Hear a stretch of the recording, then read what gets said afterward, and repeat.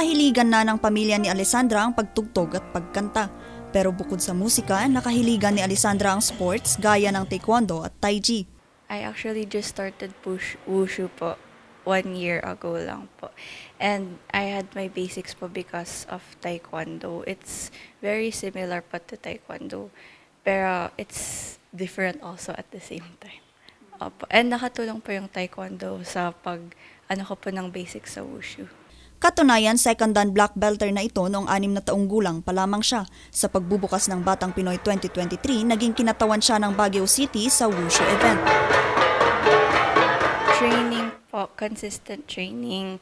I had to balance school po and my trainings because it's really hard po to balance it. And proper diet.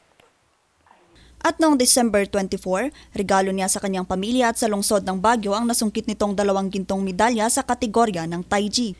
Maliban sa gintong medalya, nakapag-uwi na rin siya ng 2 medalya ngayong taon sa 9th World Kung Fu Championship noong Agosto. Nakasungkit na rin siya ng silver medal sa ASEAN 2022 Tai Chi Kwan Online Competition. Ang kanyang pagkapanalo, kanyang inaalay sa kanyang pamilya. Para po kay God. And sa parents ko po, especially for my lolo and lola, and sa coach ko po.